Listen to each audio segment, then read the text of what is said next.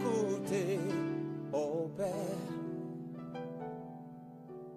Parle-moi encore et encore. Peuple de Dieu, il est temps de vous réveiller. Il est temps de s'accrocher à la parole de Dieu. Bien-aimé, Dieu nous a laissé une seule parole. C'est la parole de grâce. Je préfère t'écouter et me taire devant tes paroles qui restaurent. C'est l'heure de l'émission C'est encore possible, présentée par le pasteur Jean Kouété de l'église La Mission évangélique de la principale de l'Angle MEPA, chaque dimanche de 17h à 17h30 sur la RTDS. L'église évangélique de la principale de l'Angle MEPA est située à Bekota, non loin du lycée Bekota, en face de la clinique Notre-Dame de la Miséricorde. Programme de la semaine: dimanche de 9h à 11h, culte d'action de grâce. Mercredi de 18h à 20h30, culte d'enseignement et d'intercession. Audience du pasteur chaque lundi à partir de 9h. Vous êtes richement bénis. C'est plus que l'or, mieux que le diamant, mieux que de l'argent. Seigneur, nous voulons te remercier pour tout ce que tu fais pour nous. Tu es merveilleux. Tu nous aimes. Et ton amour pour nous est immense. Et c'est incommensurable. Nul ne peut le saisir. Et c'est pas cet amour que nous sommes encore là ce soir pour bénir ton peuple, pour leur faire du bien en leur apportant ta parole. Nous prions ce soir pour que tu puisses guérir quelqu'un qui est en train de souffrir parce que tu ne changes pas. Tu ne changes pas, mais tu changes les situations. Quel grand Dieu tu es. Ce soir encore, moi je m'efface. Je demande que ton Esprit Saint prenne ta parole pour le donner aux gens qui en ont besoin. Merci parce que tu l'as déjà fait. Au nom de Jésus-Christ. Amen. Nous sommes en train de discuter de notre sujet sur la malédiction. Et nous avons tous compris maintenant que si Dieu bénit quelqu'un, personne ne peut plus le maudire.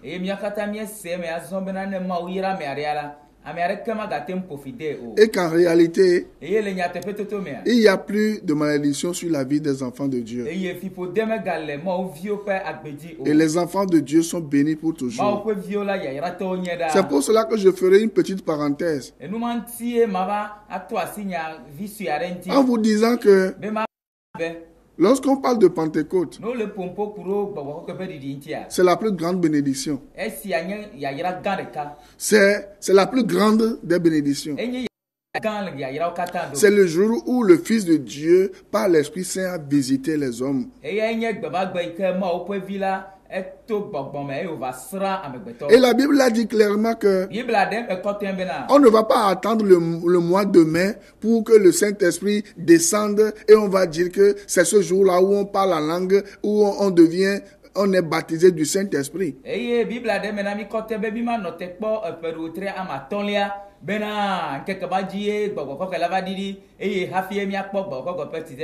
La Bible dit dans Ephésiens 1, verset 13 à 14 que le jour où vous donnez votre vie à Jésus-Christ, vous devenez le temple du Saint-Esprit et vous êtes scellés du Saint-Esprit. 1 Corinthiens 6, 19 aussi.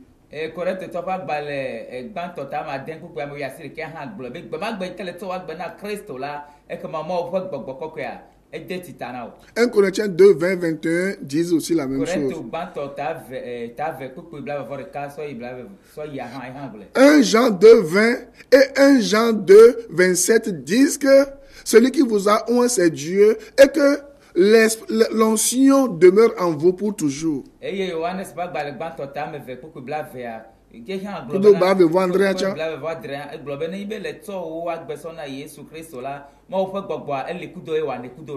Vous comprenez? Et dans Ephésiens 4:30, la Bible dit clairement que l'Esprit Saint nous a scellés pour la rédemption.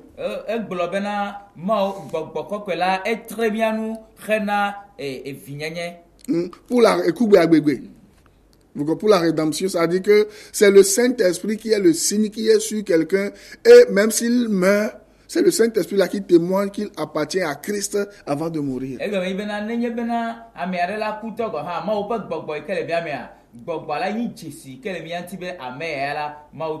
C'est pour cela que la Bible dit dans Romains 8, verset 9, ceci. Celui qui n'a pas l'Esprit de Christ ne lui appartient pas. Oh, laisse-moi vous poser une question. On vous dit que le jour où vous recevez Christ, il faut que vous attendiez encore le mois de mai pour être baptisé du Saint-Esprit, pour que vous commenciez par parler en langue. Et c'est à ce moment-là qu'on va attester que vous êtes le temple du Saint-Esprit ou que vous êtes baptisé. La question que je vais vous poser, si vous mourrez avant d'être baptisé du Saint-Esprit, vous irez en enfer ou au paradis?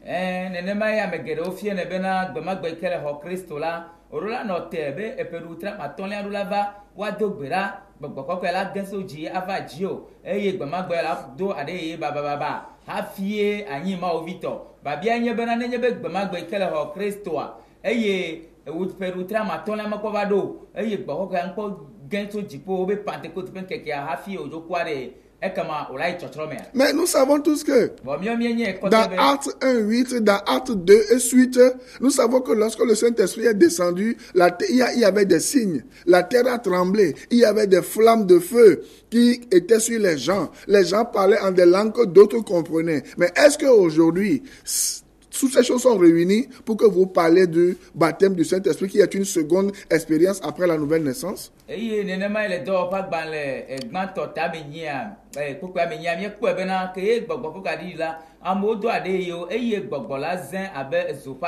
L'état menamo.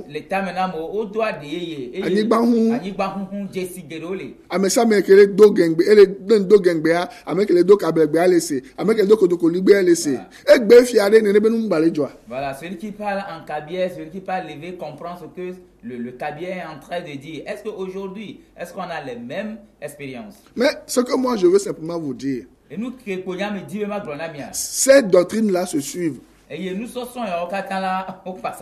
Celui qui vous dit que le baptême du Saint-Esprit est une seconde expérience qu'on fait après la nouvelle naissance, il est en train de vous dire que l'œuvre accomplie de Christ à la croix n'est pas parfaite. Or, l'œuvre de Christ à la croix est parfaite en salut.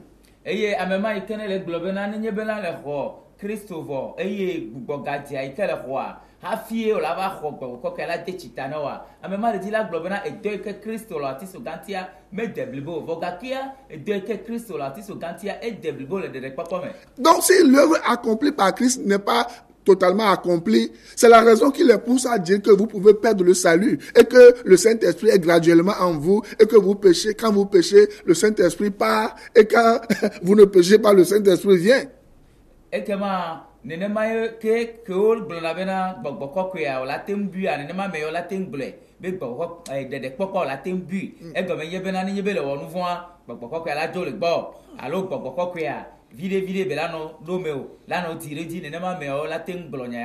Non.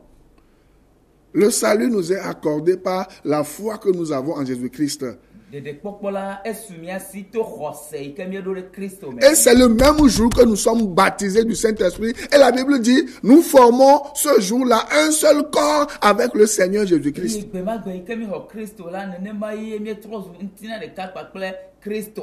Vous comprenez?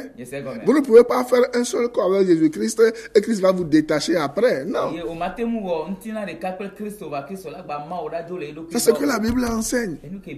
Donc, le baptême du Saint-Esprit n'est pas une seconde expérience.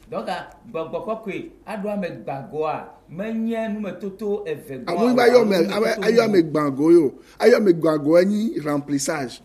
Le remplissage du Saint-Esprit est différent du baptême du Saint-Esprit. Le remplissage du Saint-Esprit vient lorsque tu fais de la parole de Dieu ta vie.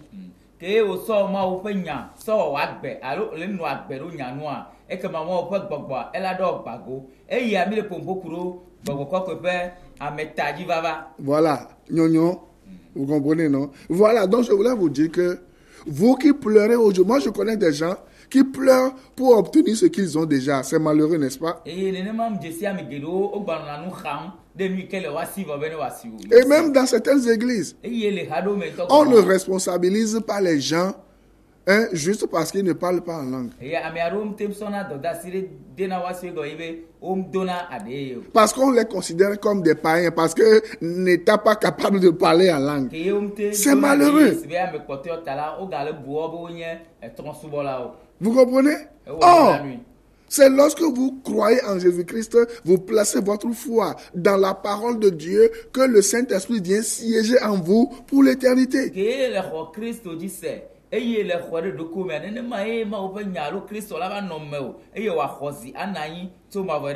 Vous comprenez? Le Saint-Esprit, si vous n'êtes pas le temple du Saint-Esprit,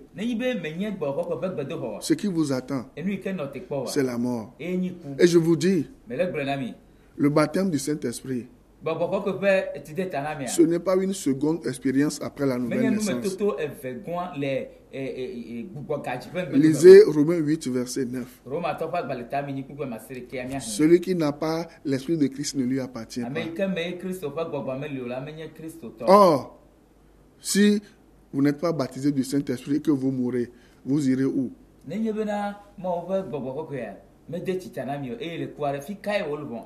Je vais prendre au moins 6 mois. Je prie que Dieu me bénisse. Je vais trouver l'argent. Je vais prendre 6 mois juste pour vous enseigner sur le baptême du celui qui est le Saint-Esprit, le baptême du Saint-Esprit, le remplissage du Saint-Esprit. Et tout ce qui concerne le Saint-Esprit, j'enseigne ça à l'Institut de théologie. Je vais vous expliquer, je vais vous enseigner tout ça un jour. Priez pour moi.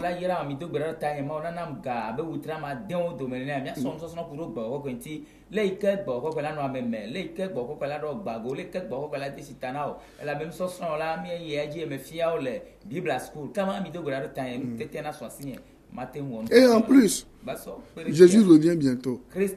Moi, je cherche des gens qui vont recevoir l'enseignement qu'on va envoyer sur les champs de mission.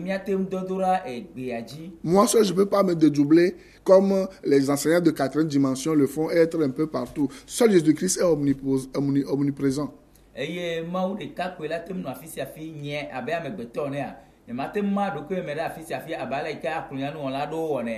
Certains enseignants aujourd'hui, Yvan Castanou, Mamadou Karambiri, et Joël Tatou et bien d'autres aux Zaïre, un peu partout dans le monde entier, aux États-Unis, ils parlent de l'évangile de la 4e dimension qui se dédoublent, ils sortent de leur corps, ils font du n'importe quoi. Non, moi, je ne peux pas faire ça.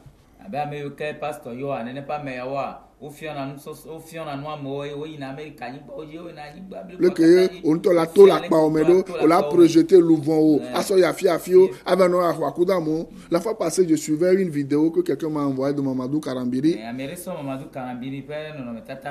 Il dit qu'il est dans sa maison.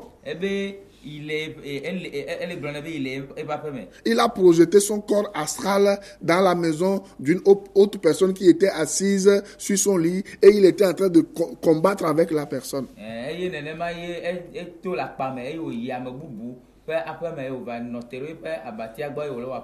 Vous qui me demandez des preuves, c'est des preuves. Je n'ai pas, ça dit, l'émission coûte vraiment un peu cher. C'est pour cela que je n'ai pas le temps de vous montrer les choses véridiques.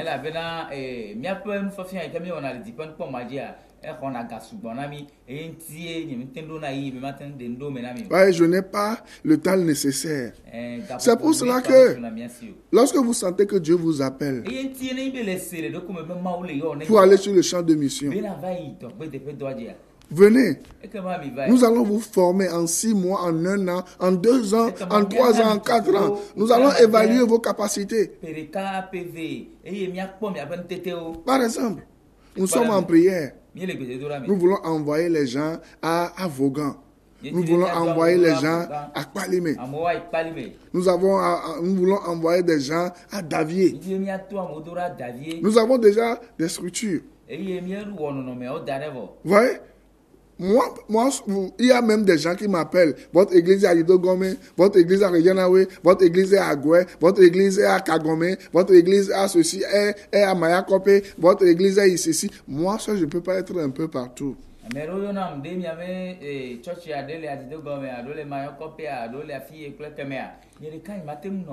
Si vous avez des enfants qui veulent aller sur le champ de mission, qui aiment le salut des âmes, qui veulent inonder le monde, la ville de Lomé avec l'évangile de la grâce, envoyez-les, nous, on va discuter, on va les former.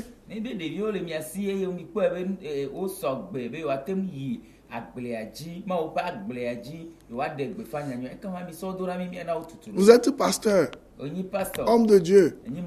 Les légalistes vous ont tué. Vous êtes devenus des pompistes. Vous êtes devenus des marchands. Vous avez abandonné l'œuvre de Dieu pour être dans des œuvres bizarres.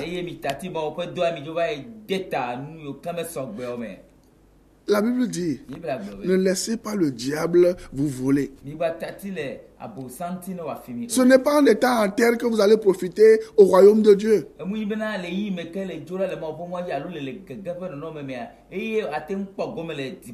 Levez-vous. Nous allons vous accueillir. Et nous irons ensemble. Vous irez sur le champ de mission. Et le diable sera confus. Et ce qui est bizarre aujourd'hui, je vois des ramassis de légalistes qui se réunissent entre eux-mêmes. Ils ne connaissent rien sur le vin de la grâce. C'est eux qui vont m'inviter. Moi, je vais aller m'asseoir pour perdre mon temps, pour écouter ce que je connais déjà. Ne vole pas, ne tue pas, ne fais pas ceci. Qui ne connaît pas ça?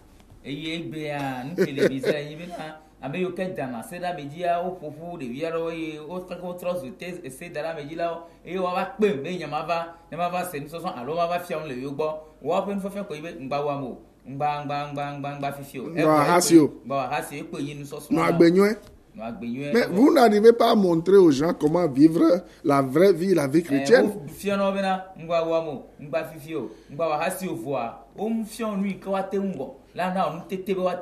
Ils pensent qu'ils sont les champions de la sanctification alors que c'est des hypocrites. Je vous connais. On se connaît, non?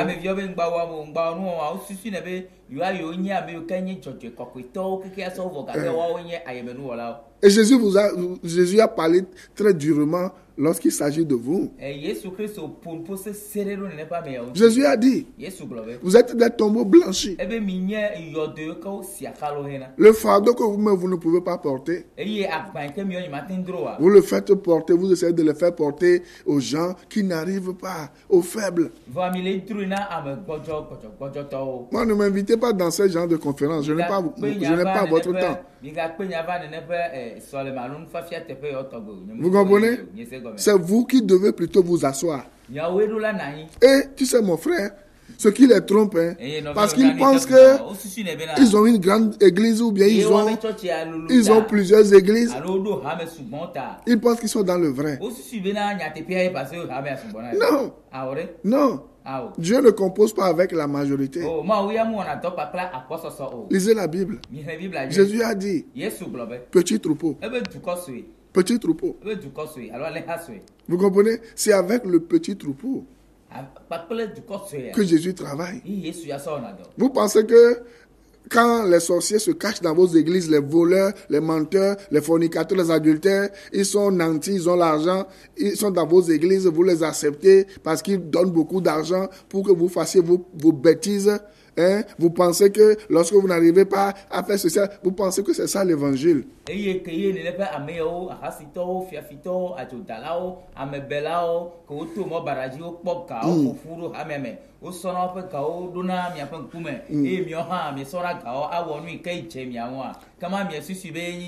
devenez leur toutou. Vous parlez de la fausse sanctification. Vous comprenez? Or, nous savons ce que vous faites. Nous savons ce que vous êtes. Vous utilisez là le légalisme pour faire peur aux gens. Donc, lorsque vous dites aux gens qu'on perd le salut, ils vont faire leur effort pour donner beaucoup d'argent, beaucoup de dîmes, beaucoup d'argent, beaucoup de dîmes, beaucoup d'argent, beaucoup de dîmes.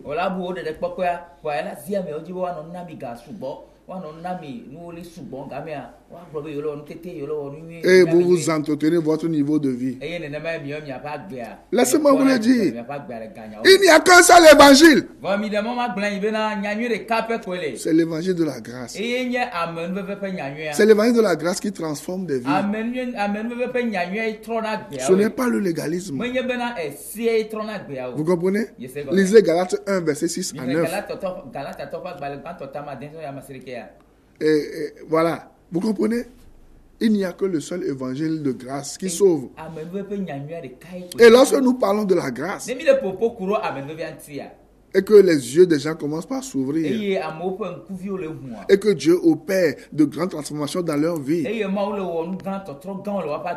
vous les mentez en leur faisant croire que nous disons que la grâce c'est un passeport pour pécher.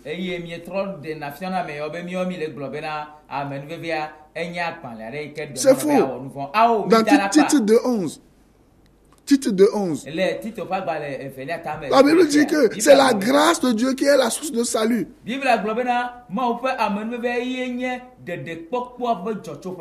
Vous allez voir que ce n'est pas la loi. C'est cette même grâce qui nous enseigne à renoncer à l'impiété, au convoitisme mondain et à faire de bonnes œuvres. Ce n'est pas la loi.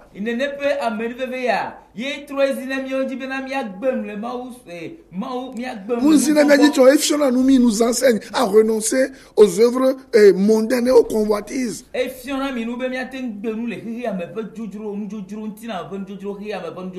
Ce n'est pas la loi qui le fait. Et je vais vous le dire, les exigences de la grâce sont plus élevées et plus excellentes que celles de la loi.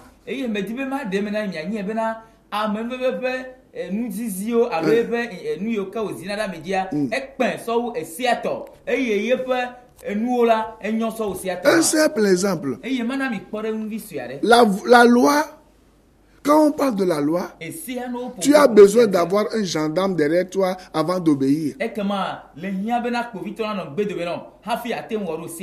Mais la grâce, tu n'as pas besoin d'un gendarme derrière toi. Mais l'esprit de vie qui est en toi t'enseigne à faire de bonnes choses.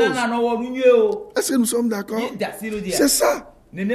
Pourquoi vous pensez que c'est lorsque vous jouez le gendarme ou les gendarmes derrière les gens, quand lorsque vous êtes les donneurs de leçons, que les gens vont changer? Moi, vas-y.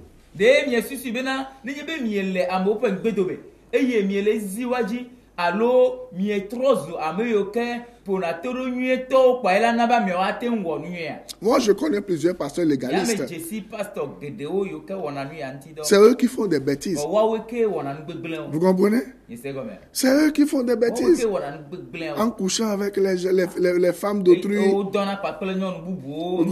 les petites filles de leur groupe musical et autres, qui volent l'argent des gens, qui trompent la vigilance des gens. Ils sont impliqués dans les affaires pas possibles de terrain ou autre.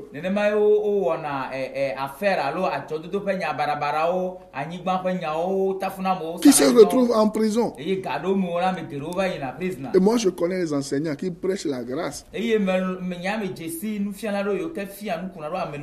ne les verrez jamais dans ces choses. Des choses qu'on ne peut même pas nommer dans le christianisme. Des gens qui prêchent le légalisme juste pour s'enrichir et ils vont voir les magiciens, les marabouts.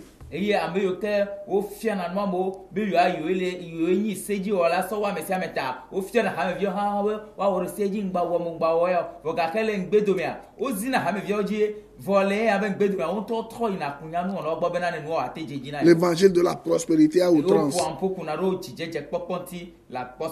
La popularité. Je connais un, il est revenu entre-temps avec un savon en disant que c'est le savon qui lave des bénédictions, des malédictions. C'est le savon qui lave des impuretés. Montrez-moi dans quelle Bible il est enseigné que c'est un savon préparé et vendu qui peut laver quelqu'un de sa malédiction et de ses impuretés. La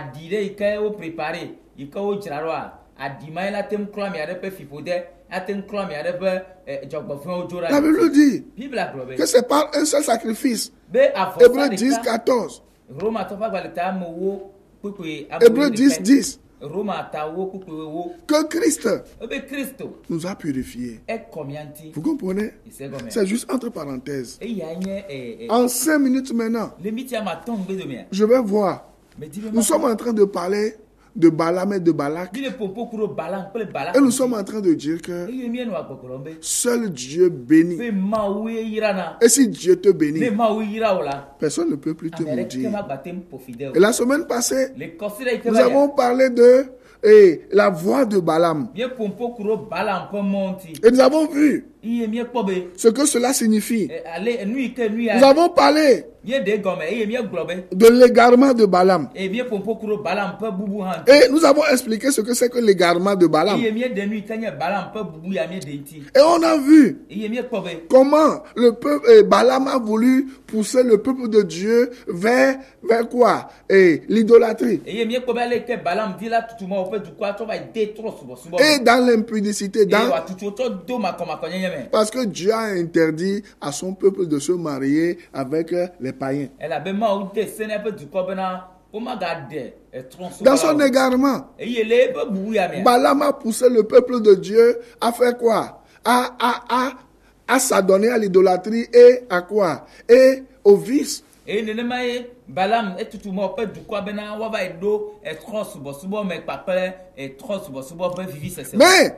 ce que Balaam a oublié, c'est que les dons ont changé. La miséricorde de Dieu a triomphé du jugement.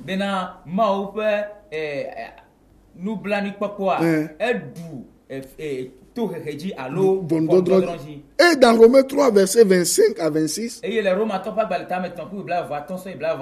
nous avons vu que Dieu qui est juste, 3 fois saint, il est capable de justifier l'injuste. Et lorsqu'il voit le sang que son fils a versé dès la fondation du monde pour sauver l'humanité,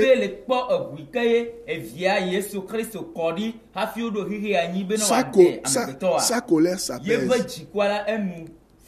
Et Dieu ne fait plus du mal à son peuple. Balaam a tout fait. En complicité avec Balak. Pour que le peuple soit maudit, pour que le peuple ne bénéficie plus des bénédictions de Dieu. Mais ils ont échoué.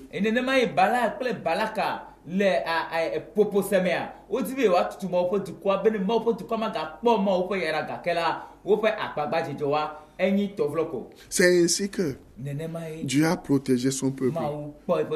C'est ainsi que je prie. Et Dieu va vous protéger de tout Balaam, de tout Balak et de leur égarement. Et Dieu le fera au nom de Jésus-Christ. Maintenant, il y a ce qu'on appelle la voix de Balaam. 2 Pierre 2, verset 15. On a vu que Balaam était le type d'un prophète corrompu. Vous comprenez? Et il travaille seulement pour l'argent. Il travaille seulement pour son ventre. Et il a tout fait. Et la Bible dit que ceux qui suivent la voie de Balaam, c'est des gens qui ne vont pas connaître une bonne fin. Et les Balaam aujourd'hui, c'est eux qui vous vendent des huiles, des gadgets, des eaux troubles, des amulettes. Vous comprenez? Des pacotilles démoniaques. La Bible dit que leur fin sera soudaine. C'est des gens qui vous menacent en vous escroquant. Mais vous êtes libre. Vous êtes libre de ces choses. Si vous voulez complètement être libre, dites avec moi: Seigneur Jésus, pardonne-moi tous mes péchés. Pardonne-moi mon égarement. Donne-moi la vie éternelle. Écris mon nom dans ton livre de vie. Je t'accepte comme mon sauveur personnel. Et tu m'as dit que tu me bénis. Si tu me bénis, personne ne peut plus me maudire. Je suis béni. Je suis béni. Je suis béni. Et pour toujours. Au nom de Jésus-Christ. Nous allons nous voir la semaine prochaine. Et nous allons continuer. Que Dieu vous bénisse. Shalom. Shalom. Bye bye.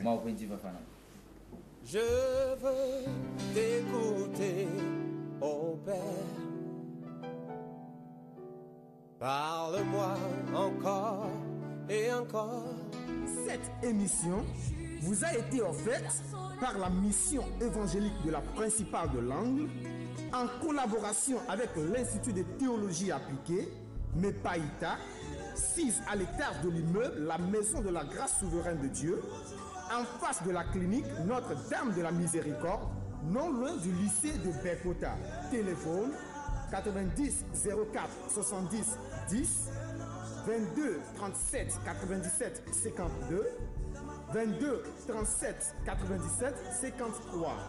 Email mepaita926@gmail.com. Boîte postale 35 98 Lomé, Togo. Que Dieu vous bénisse. C'est encore possible.